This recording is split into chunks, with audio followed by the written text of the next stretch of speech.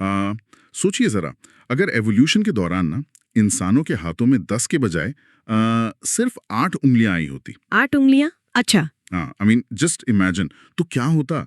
हमारा पूरा math system, दुनिया की कैलकुलेशन सब बिल्कुल अलग होती। ओह बिल्कुल, बेस 8 सिस्टम बन जाता हमारा। एग्जैक्टली लेकिन क्योंकि हमारे पास 10 उंगलियां हैं, हमने बेस 10 सिस्टम बनाया।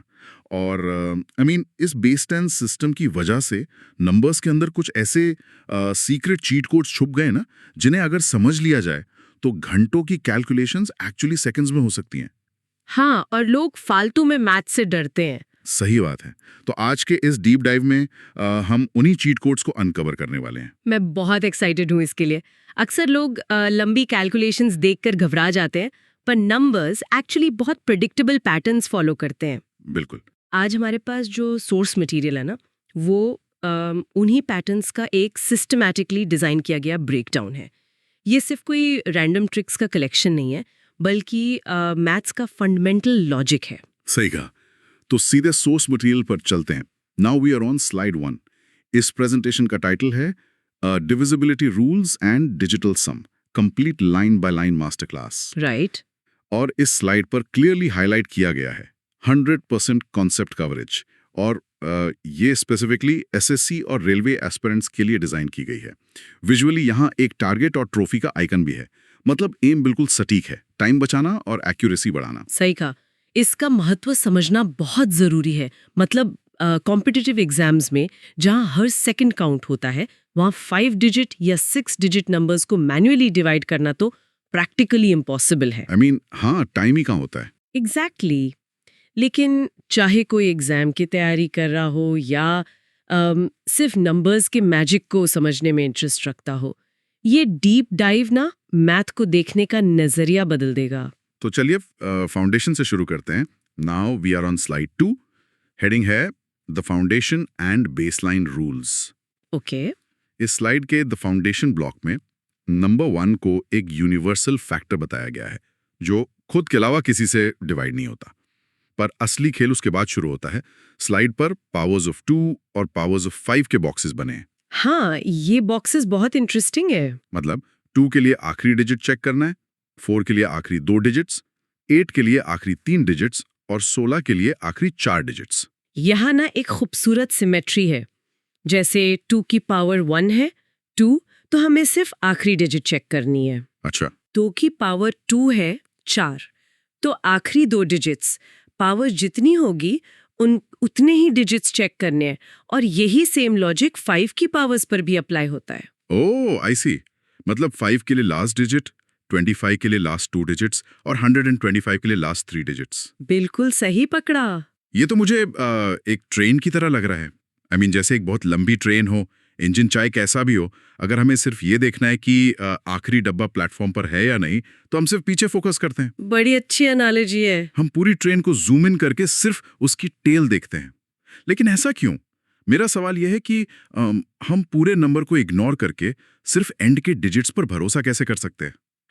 इसका जवाब उसी बेस 10 सिस्टम में छुपा है जिसकी बात अपने शुरुआत में की थी। अच्छा। हाँ, बेस 10 में कोई भी नंबर प्लेस वैल्यूज से बनता है, 1s, 10s, 100s, 1000s।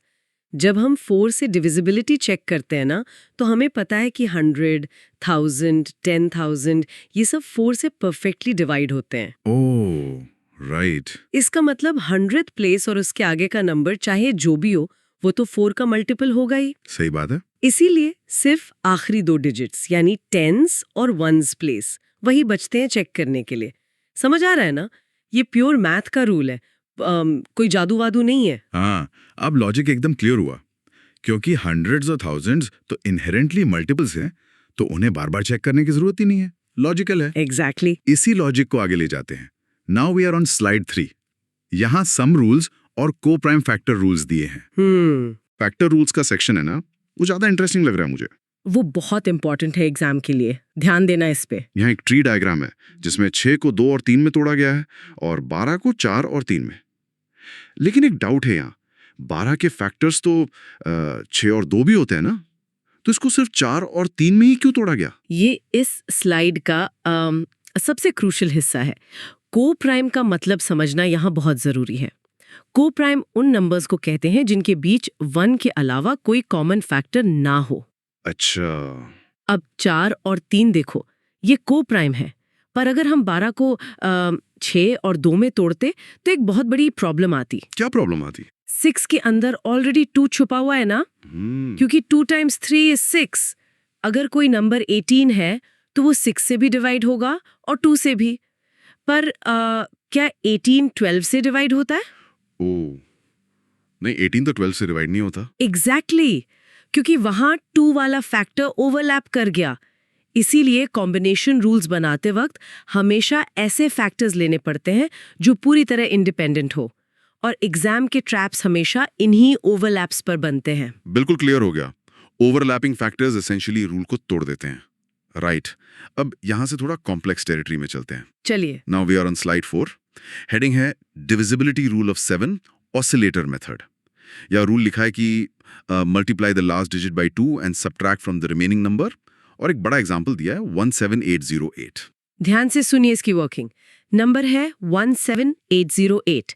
हम इसका आखिरी डिजिट लेते हैं जो कि 8 है। ओके। उसको 2 से मल्टीप्लाई करते हैं तो बनता है 16। अब इस 16 को बचे हुए नंबर यानी 1780 में से सबट्रैक्ट कर देते हैं तो बचा 1764। 1764, ठीक है। अब ये प्रोसेस रिपीट करते रहना है जब तक नंबर मैनेजेबली छोटा ना हो जाए। 1764 का लास्ट डिजिट है 4। 4 into 2 होता है 8। राइट। 1765 माइनस 8 हुआ 168। फिर से रिपीट करेंगे। 168 का लास्ट डिजिट 8। 8 into 2 है 16 और 16 माइनस 16 हुआ 0। ओ वाह, भी 0 आ गया एंड में। हाँ, अगर एंड में 0 या 7 का मल्टीपल बचे तो इसका मतलब ओरिजिनल नंबर 7 से पूरी तरह डिवाइड होगा। एग्जाम्पल 1 में भी यही है। 1071 बन जाता है 105 और फिर 0। ये बस एक नंबर को फोल्ड करके छोटा करने जैसा है। पर रुकिए, यहाँ मेरे दिमाग में एक पुशबैक आ रहा है। मैं एज अ स्टूडेंट सोच रहा हूँ।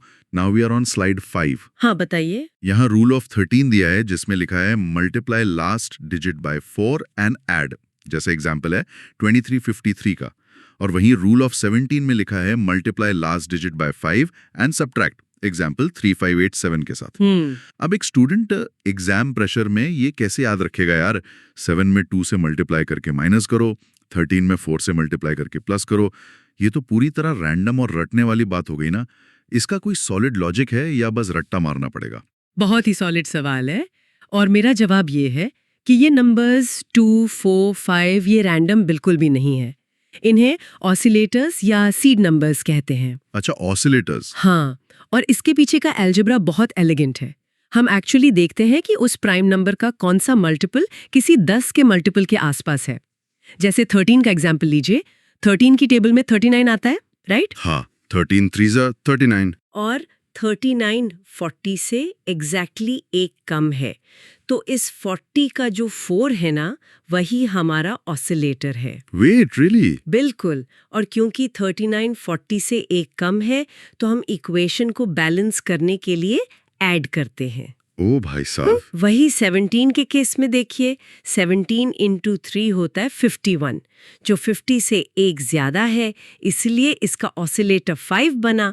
और क्योंकि ज्यादा है तो हम बैलेंस करने के लिए सबट्रैक्ट करते हैं। समझ आ रहा है ना कॉन्सेप्ट? ओह, तो मतलब 13 का 39 बना, 40 तक पहुंचने के लिए 4 मिला और हमने जोड़ा। 17 का 51 बना, 50 के लिए 5 मिला और हमने घटाया।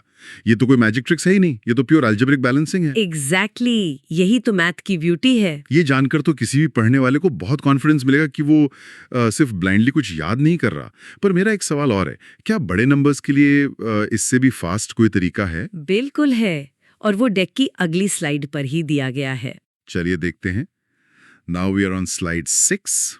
हेडिंग है the ultimate trio, rule of 7, 11 and 13। ये अप्रोच थोड़ी अलग लग रही है। यहाँ प्रोसेस डायग्राम्स और एरोज बने हैं। हाँ, फ्लो देखिए इसका। इसमें लिखा है कि राइट हैंड साइड से 3 डिजिट्स के पेयर्स बनाइए, ऑल्टरनेट पेयर्स को ऐड करिए और उनका डिफरेंस निकाल लीजिए। एक एग्जाम्पल है यहाँ 380247। सही पढ़ा आपने। यहाँ राइट साइड से पहला 3 डिजिट ब्लॉक है 247, दूसरा ब्लॉक बनता है 380। ओके। अब इन दोनों का डिफरेंस निकालते हैं।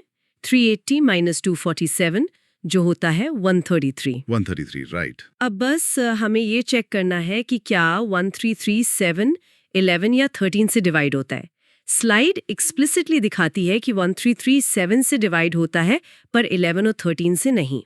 बाकी एग्जाम्पल्स में भी यही है, जैसे 005922 और 6489 को 3 डिजिट ब्लॉक्स में ब्रेक किया है। ये टेक्निक 6 डिजिट नंबर्स के लिए तो लिटरली गेम चेंजिंग है, क्योंकि ये सेकंड्स में एक मैसिव नंबर को एक छोटे 3 डिजिट ब्लॉक में श्रिंक कर देती है। लेकिन एक मिनट, ये 3 डिजिट ब्लॉक्स ही क्यों बनाए गए? आई मीन 2 या 4 डिजिट के ब्लॉक्स क्यों नहीं बनाए? इसका जवाब शायद अगली स्लाइड में है। चलिए अगली स्लाइड देखते हैं। Now we are on slide 7। यहाँ हेडिंग है रेपिटेशन पैटर्न। 2 मेन पैटर्न्स दिए हैं। पहला है ABAB, जो लिखा है कि हमेशा 101 से डिवाइड होता है, जैसे 7373। दूसरा पैटर्न है ABC जो 1001, 7, 11 और 13 से डिवाइड होता है। एग्जाम्पल है 687 687। और एक लाइटनिंग बोल्ट आइकन के पास लिखा है remember 7 into 11 into 13 is equal to 1001। और बस यही वो मिसिंग लिंक है। अच्छा। हाँ, पिछली स्लाइड में जो 3 डिजिट का फॉर्मूला था ना, वो इस मैजिक नंबर 1001 की वजह से ही काम करता है। जब 7, 11 और 13 आपस में मल्टीप्लाई होते हैं तो एग्जैक्टली 1001 बनता है। और मैथमेटिक्स की खूबसूरती देखिए, किसी भी 3 डिजिट नंबर जैसे आपका 687 ले लो, उसको जब 1001 से मल्टीप्लाई करते हैं तो वो अपने आप को रिपीट कर लेता है और 687 बन जाता है। Oh wow. इसी प्रॉपर्टी का रिवर्स इंजीनियरिंग करके हम बड़े नंबर्स को 3 डिजिट ब्लॉक्स में तोड़ते हैं। ये सच में बहुत डीप इंसाइट है। वहाँ एक टेबल भी है जो दिखाती है कि A से A बनता है तो 11 का मल्टीपल है। हाँ। AB से ABAB तो 101। हाँ। ABC से ABC तो 1001। हाँ। लेकिन स्लाइड 7 पर कुछ कॉम्प्लेक्स मैट्रिक्स इक्वेशंस भी बनी है। हाँ, वो थोड़ा स्कैरी लगता है देखने में। जैसे ब्रैकेट्स में 1 1 1 1 -1 और 1 2 4 4 -3 इंटू TN 117। विजुअल डेटा देखने में तो एकदम मैथमेटिकल प्रूफ लग रहा है, पर अगर हमें इसका निचोड़ निकालना हो तो सिंपल रूल क्या है? ऑडियो फॉर्मेट्स में उन मैट्रिसेस को लाइन बाय लाइन पढ़ना बहुत टीडियस हो जाएगा। उनका सिर्फ एक सिंबल इंसाइट निकलता है।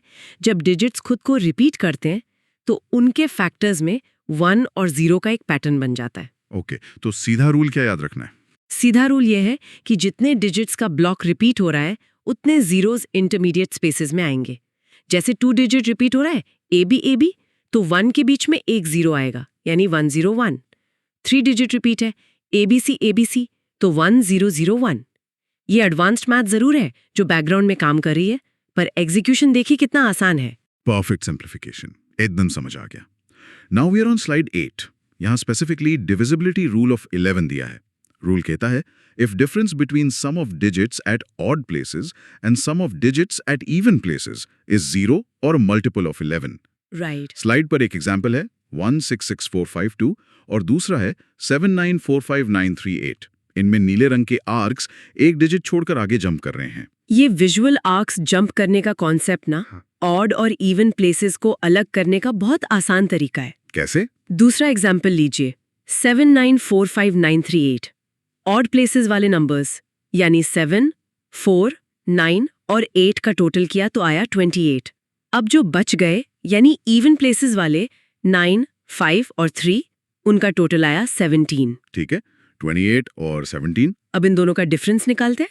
28 माइनस 17 हुआ 11। क्योंकि 11 खुद 11 से डिवाइड होता है तो वो ओरिजिनल लंबा नंबर भी 11 का मल्टीपल होगा। ये ट्रिक लिटरली कितने भी बड़े नंबर पर अप्लाई हो सकती है। समझ आ रहा है ना ये कॉन्सेप्ट? बिल्कुल, ऑड का सम माइनस इवन का सम, दैट्स इट। तो यहां तक हमारा डिविजिबिलिटी रूल्स का फाउंडेशन एकदम सॉलिड हो गया है। Yes, foundation done. लेकिन इस डीप डाइव का एक दूसरा हिस्सा भी है जो प्रेजेंटेशन के अकॉर्डिंग कैलकुलेशन का सुपर हीरो माना जाता है। Now we are on slide 9। What is digital sum? यहाँ 3 डेफिनेशंस दी हैं। तीनों पढ़ के बताइए। पहली, किसी भी नंबर के सारे डिजिट्स को ऐड करना। दूसरी, उस नंबर को 9 से डिवाइड करने पर जो रिमाइंडर बचे वो। और तीसरी, एक सिंगल डिजिट जो तब तक एडिशन कंटिन्यू रखने से मिलता है जब तक एक अकेला डिजिट ना बच जाए। ये तीनों थोड़ी अलग नहीं लग रही? लोग अक्सर इन तीनों डेफिनेशंस में उलझ जाते हैं, पर सच ये है कि ये तीनों एक ही सिक्के के पहलू हैं। डिजिटल सम का मेन काम ही यही है कि किसी भी कॉम्प्लेक्स कैलकुलेशन के स्ट्रक्चर को उसके सिंगल डिजिट शैडो में श्रिंक कर देना। Single digit shadow, nice phrase. और बेस 10 सिस्टम में किसी नंबर के डिजिट्स का सम ना हमेशा उस नंबर को 9 से डिवाइड करने पर बचने वाले रिमाइंडर के बराबर ही होता है।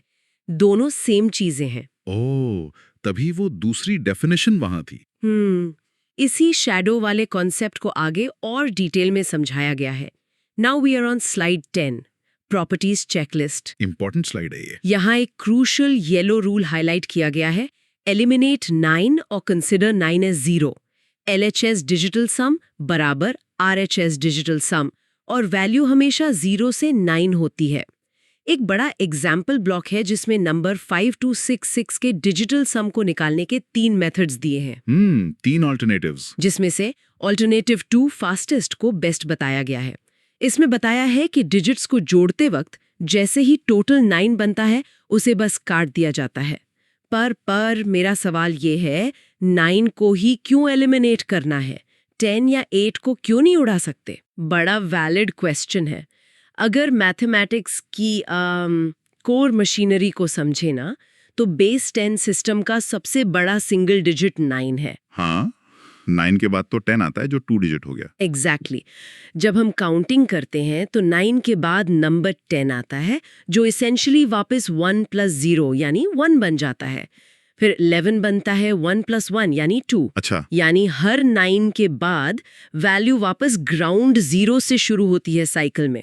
इसीलिए डिजिटल रूट की दुनिया में 9 असल में एक रीसेट बटन की तरह काम करता है। ये इसेंशियली 0 ही है वहां पे। इसीलिए इसे एलिमिनेट करने से इक्वेशन पर कोई फर्क नहीं पड़ता। ये बेस 10 वाला एक्सप्लेनेशन सच में आंखें खोल देने वाला है। ये रटना नहीं पड़ेगा अब। नेक्स्ट स्लाइड इस प्रॉपर्टी का फर्दर एप्लीकेशन दिखाती है। Now we are on slide 11। Okay. यहाँ 3 ब्लॉक्स हैं, मल्टीपल्स, नेगेटिव चेक और डेसिमल्स परसेंट्स। मल्टीपल्स में बताया है कि 9 की किसी भी मल्टीपल का डिजिटल सम हमेशा 9 ही होगा। नेगेटिव चेक कहता है कि अगर कैलकुलेशन में सम माइनस में आए तो उसमें बस +9 ऐड करके पॉजिटिव कर लीजिए। राइट, रीसेट बटन यूज कर लीजिए। रीसेट बटन यूज कर सकते हैं। और डेसिमल्स परसेंट्स ब्लॉक दिखाता है कि डेसिमल्स का डिजिटल सम पर कोई असर नहीं होता। एक फास्ट ट्रैक एलिमिनेशन का एग्जांपल है 4.235, जिसमें 4 और 5 मिलके 9 बनाते हैं तो उन्हें वहीं उड़ा दिया। बचा सिर्फ 2 और 3 जो मिलके 5 बन गए। हाँ, और ये डेसिमल्स और परसेंटेजेस डिजिटल सम को अफेक्ट इसीलिए नहीं करते क्योंकि वो सिंपली उस नंबर को 10, 100 या 1000 से डिवाइड करने को दर्शाते हैं, राइट? हाँ, परसेंट का मतलब डिवाइड बाय 100। और 10 या 100 का खुद का डिजिटल सम तो 1 ही होता है, 1 + 0 + 0। किसी भी चीज को 1 से डिवाइड करने पर उसकी कोर वैल्यू थोड़ी बदलती है। इसलिए एग्जाम में ना डेसिमल्स और परसेंट साइंस को कंप्लीटली इग्नोर किया जा सकता है। फास्ट कैलकुलेशन के लिए बेस्ट ट्रिक है। ब्रिलियंट। चलिए अब थोड़ा एडवांस लेवल पर चलते हैं। Now we are on slide 12, the perfect square rule. इस रूल के वर्ड्स पर ध्यान देना जरूरी लग रहा है। पढ़ के सुनाइए, क्या लिखा है? लिखा है, a number cannot be a perfect square if its digit sum is other than 1, 4, 7 और 9. नीचे चेक बॉक्स है जिसमें 289 का सम 1 है, यस। 625 का 4 है, यस। पर 161 का सम 8 है तो वो नो हो गया, रिजेक्ट। 201 का 3 है तो वो भी नो। ठीक है। लेकिन आगे एक वार्निंग नोट भी दिया हुआ है, if the sum is 1479 it may or may not be a perfect square. तो ये तो एक आधा अधूरा रूल हुआ ना, फिर फायदा क्या हुआ इसका? मैं समझाती हूँ। इसे आधा रूल नहीं, एक फिल्टर कहना ज्यादा सही होगा। एग्जाम्स में जब 4 ऑप्शंस दिए होते हैं तो हमारा मकसद सिर्फ सही आंसर ढूंढना थोड़ी होता है, गलत आंसर्स को जल्दी से हटाना, एलिमिनेट करना भी होता है। हाँ, एलिमिनेशन तो जरूरी है। अगर आप परफेक्ट स्क्वायर निकाल रहे हैं और किसी ऑप्शन का डिजिटल सम 2, 3, 5, 6 या 8 आ जाए तो उसको तुरंत रिजेक्ट कर दीजिए, देखना ही नहीं है। हाँ, अगर सम 1, 4, 7 या 9 है तो वो कैंडिडेट पास हुआ है राउंड 1 में, उसको फर्दर चेक करना पड़ेगा। टाइम बहुत बचता है इससे। मेक सेंस, फिल्टर है और इसका सबूत डेक में अगले ही पन्नों पर दिया है। Now we are on slide 13, the proof digital sums of squares 1 to 10। हाँ, ये विजुअल टेबल बहुत क्लियर है। यहाँ 1 से 100 तक के स्क्वायर्स की एक टेबल दी हुई है विजुअली, और उसके लास्ट कॉलम में उन स्क्वायर्स का डिजिटल सम निकालकर हाईलाइट किया है 1497791, और ये ब्राइट येलो में एक्सप्लिसिटली शो कर रहा है कि रिजल्ट सिर्फ और सिर्फ इन्हीं 4 नंबर्स में घूम रहा है। और सबसे बड़ी बात, ये पैटर्न इन्फिनिटी तक जाता है। किसी भी नंबर लाइन पर आगे बढ़ते जाइए, आप देखेंगे कि स्क्वायर का डिजिटल रूट इन्हीं 4 पिलर्स पर बेस्ड होता है 1479। ये basically pure mathematical structural harmony है। ब्यूटिफुल। अब आते हैं एक और एडवांस्ड रूल पर। Now we are on slide 14, advanced application, high powers. यहाँ तो लिटरली एक मैथ्स मॉन्स्टर का सामना हो रहा है। अच्छा, कौन सा प्रॉब्लम है? प्रॉब्लम है find the digital sum of 4 to the power of 60। I mean देखने में ये इम्पॉसिबल लगता है बिना कैलकुलेटर के, पर स्लाइड में इसे 3 सिंपल स्टेप्स में तोड़ दिया गया है। देखिए कैसे किया है। पहले 4 की पावर 60 को लॉज ऑफ एक्सपोनेंट्स लगाकर ब्रैकेट में 64 की पावर 20 बनाया गया। फिर स्टेप 2 में 64 के बेस का डिजिटल सम निकाला, जो 6 + 4 होता है 10, और 1 + 0 हो गया 1। और आखिरी स्टेप में उस 1 की पावर वापस 20 लगा दी, तो 1 की पावर 20, आंसर निकला 1। वाओ! इस स्लाइड का सबसे बड़ा टेकअवे जानते हैं क्या है? क्या? Digital DNA. नंबर चाहे कितना भी बड़ा हो, जब हम उसका डिजिटल सम निकालते हैं तो उस नंबर का आकार श्रिंक हो जाता है, पर उसकी ओरिजिनल प्रॉपर्टी बची रहती है। हमें 4 की पावर 60 की असली बड़ी वैल्यू से कोई मतलब नहीं है। हमें उसके शैडो से मतलब है। एग्जैक्टली, हमें सिर्फ उसके डिजिटल डीएनए से मतलब है। 64 बेस लेवल पर 1 बन गया, और 1 की कोई भी पावर लगा लो 1 ही रहता है। ये ट्रिक कॉम्पिटिटिव एग्जाम्स में स्पेसिफिकली हाई पावर क्वेश्चंस में लगती है। डिजिटल डीएनए, क्या मस्त एनालॉजी है। लेकिन हर थ्योरी का एक छेद, एक लूप होल होता है। हाँ, लिमिटेशन होती है। Now we are on slide 15, the fraction trap. यहाँ रेड ट्रायंगल में एक बड़ा सा डेंजर साइन बना है। ओ, डेंजर। लिखा है in fractions where the denominator's digital sum is 3, 6 or 9, the digital sum concept will not apply। इस ट्रैप से बचने के लिए राइट साइड पर एक हरा फिक्स साइन दिया है, जिसमें लिखा है कि डिनोमिनेटर को 1 बनाना जरूरी है। जैसे अगर डिनोमिनेटर 2 हो तो ऊपर नीचे 5 से मल्टीप्लाई कर दो तो डिनोमिनेटर 10 बन जाएगा, जिसका सम 1 होता है। पर ये 3, 6 और 9 वाला रूल फेल क्यों हो जाता है फ्रैक्शन में? यहाँ आप वापस बेस 10 को याद कीजिए। जब हम डिनोमिनेटर में 2 रखते हैं तो हम उसे 5 से मल्टीप्लाई करके 10, जिसका सम 1 है, बना सकते हैं। पर फ्रैक्शन 1/3 को सोचिए। Okay, 1 divided by 3।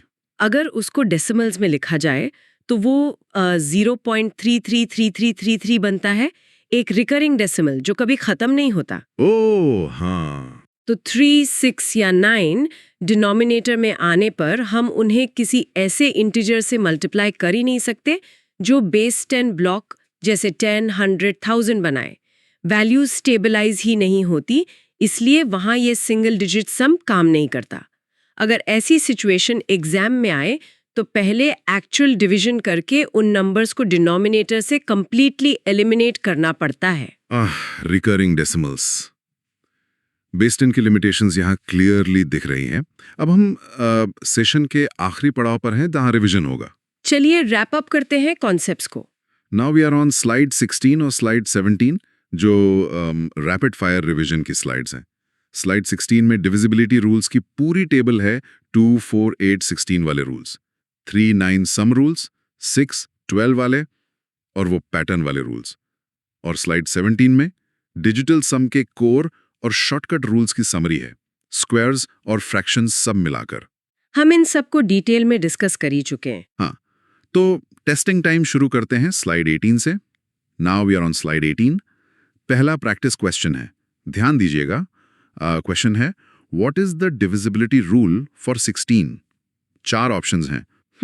मैं सवाल समझ गई। 16 मतलब 2 की पावर 4 होता है, और पावर्स के लिए हमने फाउंडेशन ब्लॉक में रूल डिस्कस किया था। पावर 4 का सीधा मतलब है आखिरी 4 डिजिट्स को चेक करो। Spot on. ऑप्शन सी सही आंसर है। Now we are on slide 19. Practice question 2 देखते हैं. Any number of the form ABC is always divisible by. ये तो हमारा फेवरेट मैजिक नंबर था डेक से. जब 3 डिजिट अपने आप को ब्लॉक में रिपीट करते हैं, उसके पीछे 7, 11 और 13 की मैट्रिक्स होती है. और इन तीनों को प्राइम नंबर्स का मल्टीप्लिकेशन हमेशा क्या होता है? 1001. तो आंसर है 1001, option D. Absolutely right. Now we are on slide 20. Question 3. If a number is a perfect square, its digital sum cannot be. इसका फिल्टर तो हमने अभी देखा था.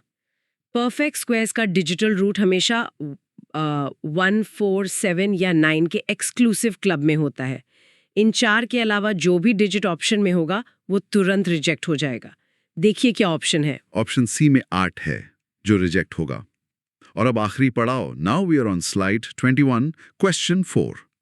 In fractions, the digital sum concept fails if the denominator's digital sum is. वो danger वाला trap जो recurring decimals बनाता है. बेस 10 सिस्टम की बाउंड्री डिनोमिनेटर में 3, 6 या 9 आना. उन्हें हैंडल करने के लिए पहले नॉर्मल डिवीजन लगाना पड़ता है, रूल नहीं लगता. Excellent. ऑप्शन सी 3, 6 और 9 इज द राइट आंसर. और स्लाइड पर बड़ा सा सेशन कंप्लीट का बैच दिख रहा है.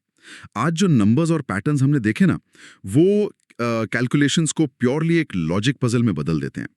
पर इस डीप डाइव को एंड करने से पहले उस डीपर इनसाइट पर आते हैं जिससे शायद मैथ्स को लेकर लोगों का डर हमेशा के लिए चला जाएगा. बिल्कुल. मेरी एडवाइस यही है कि अगर प्योरली रट्टा मारने की जगह उन रूल्स का मैकेनिक्स समझा जाए तो वो दिमाग में हमेशा के लिए छप जाता है. 2 कंसेप्चुअल सवाल लोग अब खुद अपने आप से पूछ सकते हैं सेशन के बाद. कौन से 2 सवाल? पहला, क्या डिजिटल सम का 9 को 0 मानना एक मैजिकल रूल है या बस हमारे काउंटिंग सिस्टम की एक आदत? और